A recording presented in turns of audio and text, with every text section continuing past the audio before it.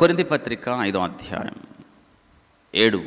గనుక ఈ దేహముతో నివసించుతున్నంత కాలం ప్రభువునకు దూరంగా ఉన్నామని ఎరిగి ఉండి ఎల్లప్పుడూ ధైర్యం గలవారై ఉన్నాము అని చెప్తున్నాడు. గమనించండి, ఈ దేహముతో ఉన్నంతకాలం, దేహం అంటే ఏంటి? ఎగైన్ మళ్ళీ అంటే ఈ దేహముతో ఉన్నంతకాలం ఎవరికి దూరంగా ఉన్నాం? పెద్ద చెప్పండి. దేవునికి దూరంగా ఉన్నాం. దేవునికి దూరంగా ఉన్నాం కాబట్టి దేవుడు అంటున్నాడు ధైర్యంగా ఉండు. ఈ ధైర్యమే 90వ కీర్తన. మళ్ళీ జ్ఞాపకం చేస్తాను, పౌలు గారు ఏం చెప్తున్నాడు. ఈ దేహముతో ఉన్నంతకాలం అంటే దేహం అంటే ఏంటి? మట్టి. అంటే ఈ మట్టి శరీరముతో ఉన్నంతకాలం దేవునికి దూరంగా ఉన్నామని ఎరిగి ఈ మధ్యలో ఏం కలిగి ఉండాలి? 90వ కీర్తన చదువుకోవాలి. ధైర్యం వచ్చింది మనకి. ఆ ప్రార్థన చేసుకోవాలి. ధైర్యముగా ఉన్నామని ఎరిగి, ఆ కింద చూడండి, ధైర్యంగా ఉన్నామని, ధైర్యము గలవారై అని చెప్తున్నాడు. ఎల్లప్పుడూ దూరంగా ఉన్నాడు, ఎల్లప్పుడూ ధైర్యము గలవారై ఉన్నాము. 8వ వచనం, ఇట్లు ధైర్యం కలిగి, మళ్ళీ చూసారా, ఇట్లు ధైర్యము కలిగి ఈ దేహమును విడిచిపెట్టి ప్రభునొద్ద నివసించుటకు. ఇప్పుడు ప్రభు యొద్దకు వెళ్ళాలి మనం. ఎవరి యొద్దకు వెళ్ళాలి చెప్పండి? ఎవరి యొద్దకు వెళ్ళాలి? ప్రభు యొద్దకు వెళ్ళాలంటే ఏం విడిచిపెట్టాలి? దేహాన్ని విడిచిపెట్టాలి.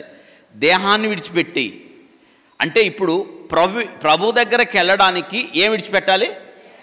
దేహాన్ని విడిచిపెట్టడం ఏమంటారు? మరణం. మీలో చాలామందికి ప్రభు దగ్గరికి వెళ్ళాలని ఉంది, కానీ ఇది వదలరు. రైట్? ప్రభువా నిన్ను చూడాలని ఉంది నాయన, ఒట్టిదే.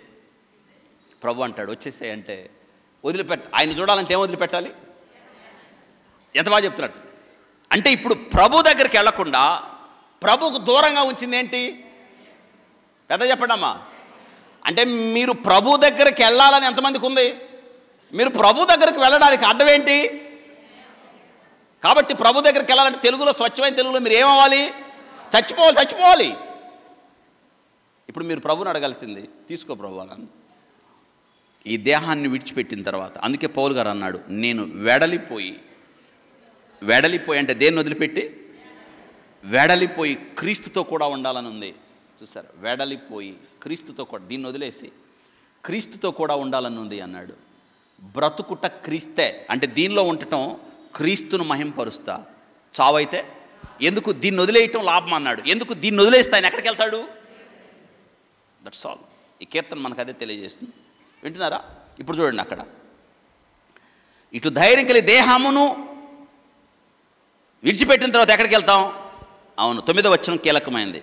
ఆయన చూడండి, దేహమందున్నను దేహమును విడిచినాను, ఆయన కిష్టులమై మిగులా. ఇంపార్టెంట్. దేహమందున్నను, దేహమును ఎవరికి ఇష్టలుగా ఉండాలి? ఉంటున్నామా? నువ్వు జీవించే మట్టితో జీవించే ఆ కొద్ది దినాలు, ఆ కొద్ది నిమిషాలు దేవునికి ఇష్టలుగా బ్రతుకుతున్నామా? ఆయనకి ఇష్టమైనది చేస్తున్నామా? మనం ఇంకా శరీరంతోనే ఉన్నాం. ఎలా జీవిస్తున్నాం?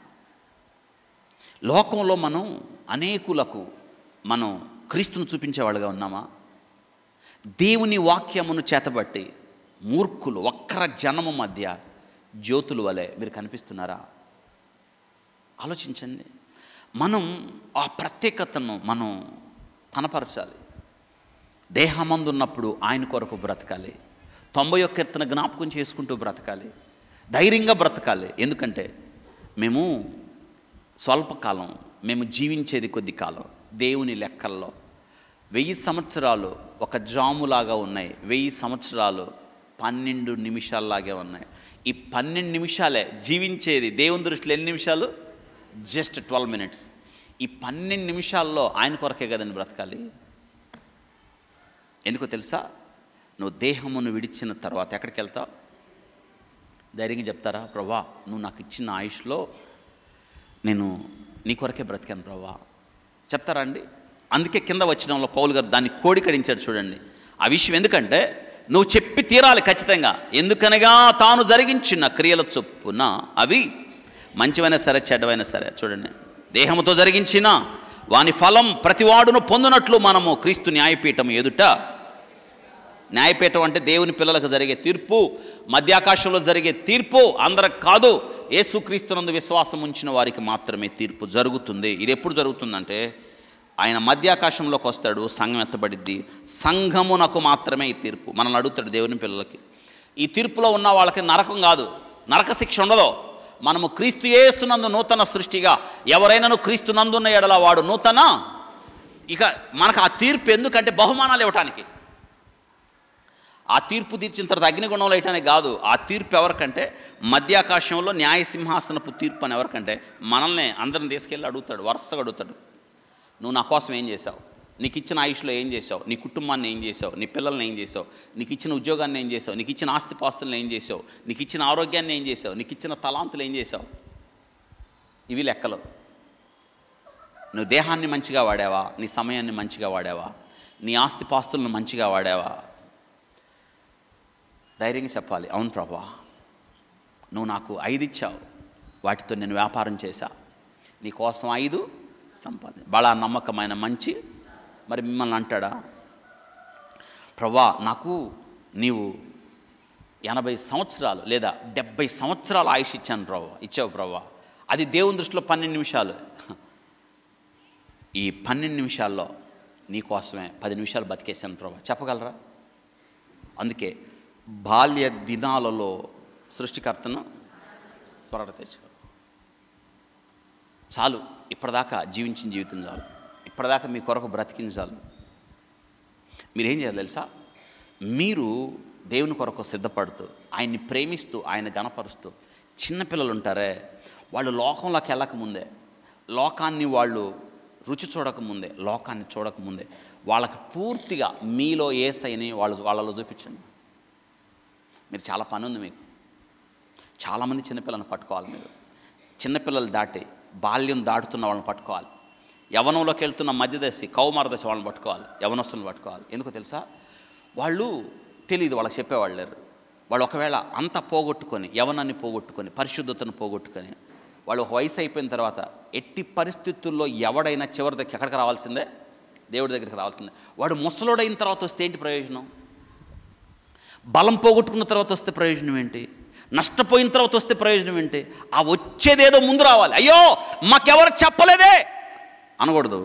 అప్పుడు నువ్వు నిలబడాలి. రేయ్ నీకు చెప్పాను రా, నేను జీవించాను రా, నువ్వు నేర్చుకోలేదు. ఆ దినాన్ని ఆడకూడదు వాడు. అందుకే ఆ దినం కాదు రావాలి, ఈరోజే రావాలి. అందుకే దుర్దినములు రాకముందే వీటి యందు, బాల్య దినాల యందు సృష్టికర్తను నేర్పాలండి. అందుకు నేనేం చెప్తానండి, మీరే మీ ఇంటి దగ్గర సండే స్కూల్ టీచర్గా మారాలి. మీ ఏరియాలో సండే స్కూల్ టీచర్గా మారాలి. మీ ఏరియాలో పిల్లల్ని గ్యాదర్ చేయాలి. వాళ్ళ యొక్క ఆధ్యాత్మిక స్థితి ఏంటో తెలుసుకోవాలి. వాళ్ళు ఏ చర్చికి వెళ్తున్నారో తెలుసుకోవాలి. వాళ్ళు వాక్యం ఎంత నేర్చుకున్నో తెలుసుకోవాలి. వారి ప్రవర్తన ఎలా ఉందో తెలుసుకోవాలి. వారి ఇంటి పరిస్థితులు ఎలా ఉన్నాయో తెలుసుకోవాలి. ఇంటి పరిస్థితులు ఈ పిల్లల మీద ఎలా ప్రభావాన్ని చూపిస్తున్నాయో తెలుసుకోవాలి. చేతనైనంత మట్టుకు వారు దేవుని పిల్లలని, మన బాధ్యతని వారిని అగ్నిలో నుండి లాగినట్టు చేసినారా?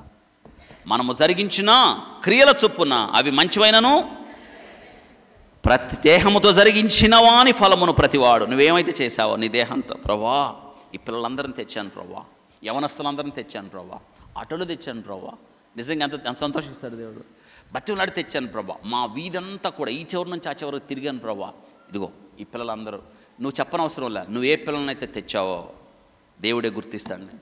ఇదిగో ఈ పిల్లలందరూ నీ పంటే, ఈ పిల్లలందరూ నీకు అతిశయం, ఈ పిల్లలందరూ నీకు అతిశయ కిరీటం. పౌలు గారు అంటున్నాడు, నా కిరీటము మీరే కదా. మీరు తెచ్చిన పిల్లలందరూ మీకు ఏంగా మారుతారు కదా, చెప్పండి. కాబట్టి ఈ రాబోయే ఈ పరిచర్యలో మీరందరూ యాక్టివ్ అయిపోవాలి. మీ పోళ్ళంత పని ఉంది దేవుని దగ్గర. పని లేదంటే కుదరదు. పని లేదని ఎవరు అనుకుంటారంటే చేతగానివాడు. పని లేదని ఎవరు కూడా తప్పించుకునేవాడు కాదు. నాకెందుకులే అనకూడదు, నాది ఇది. మనందరం ఒక్క ఉద్దేశంతో ఇక్కడ చేరున్నాం. ఎందుకంటే దేవుని కొరకు చేరాం. ఎవరి పని వాళ్ళదే. వింటున్నారా? ఎవరి పని వాళ్ళదే. దేవుడు నీకు ఇచ్చిన ఆ పనిని నువ్వు చేయకపోతే అక్కడ వేరే వాళ్ళు వస్తారు, జాగ్రత్త. అప్పుడు ఏంటి పరిస్థితి? ఎందుకు చేయలేదు అడుగుతాడు. నువ్వు ఆ పరిచర్యను మానేస్తే వేరే వాళ్ళు వచ్చేస్తారు అక్కడికి. ఆ ఒకదాన్ని తీసి ఎవరికి ఇచ్చాడు? అందుకే మీరేం చేయాలి తెలుసా? ఏ పరిచర్య మీ చేతికి వచ్చింది ఏదైనా మేలు చేయుట నీ చేతనైనప్పుడు, ఏంటి ఆ మేలు?